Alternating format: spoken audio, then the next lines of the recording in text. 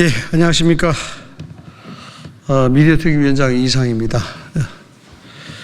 먼저 MBC가 공영방송으로서의 공정성과 객관성을 상실한 채 왜곡 편파 보도를 일삼으며 사회적 흉기로 전락한 데 대해 깊은 우려를 표합니다. 따라서 MBC 정상화를 위해 관리 감독 책임이 있는 권태선 방송문화진흥회 이사장의 즉각적인 자진 사퇴를 강력히 촉구합니다. 자금의 MBC 보도는 공영방송이라 부르기 민망할 정도로 공정성과 객관성을 잃은 지 오래입니다. 윤석열 정부를 흠집내기 위한 왜곡 편파 보도를 일삼고 가짜 뉴스뿐만 아니라 음모론적 내용까지 공중파를 통해 무책임하게 유포하고 있습니다.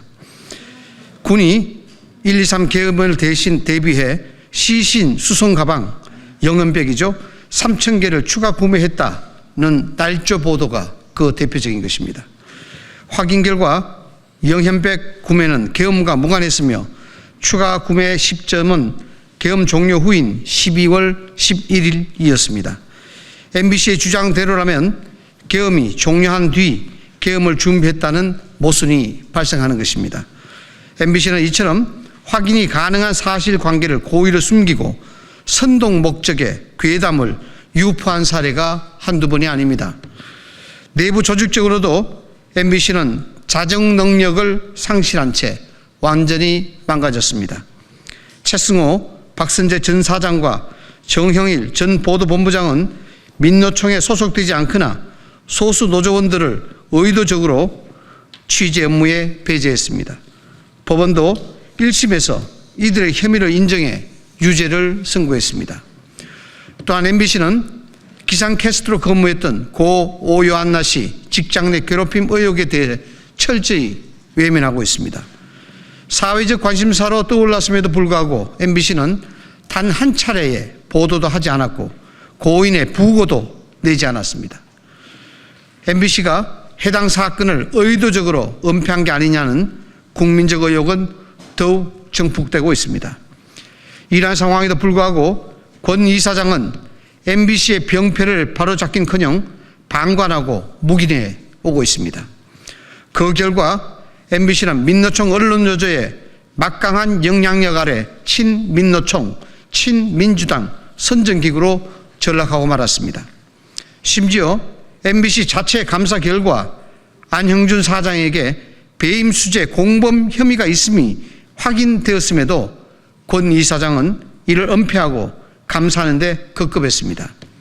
고 오요한나 씨 사건에 대해 권 이사장은 진상규명과 재발 방지를 약속했지만 그저 허울뿐인 말에 불과했습니다.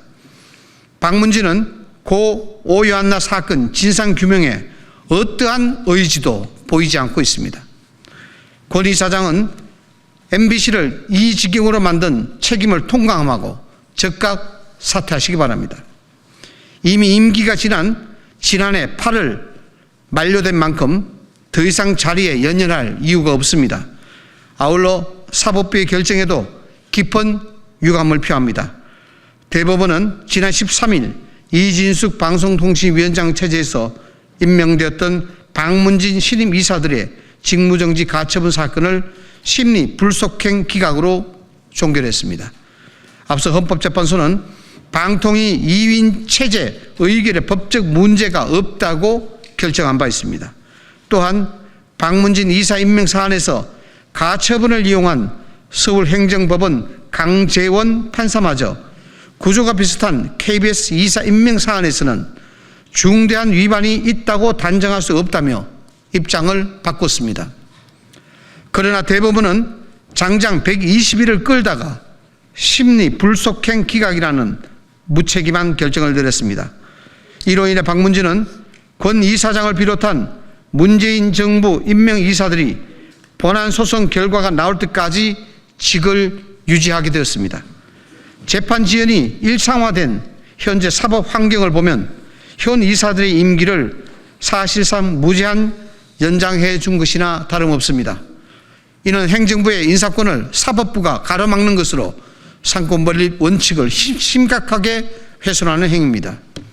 박문진 이사의 임기를 3년으로 규정한 박문진법 조항을 사법부가 사실상 개정해버린 입법권의 행사라는 지적도 나오고 있습니다. 무엇보다 국회목 방통위원 추천을 의도적으로 지연시켜 방통위를 마비시킨 민주당의 행태에 법원이 손을 들어준 꼴이 된 것입니다. 사법부는 이번 결정이 법원에 대한 국민적 신뢰를 더욱 추락시키는 결과를 초래했음을 인식하고 깊이 반성해야 할 것입니다.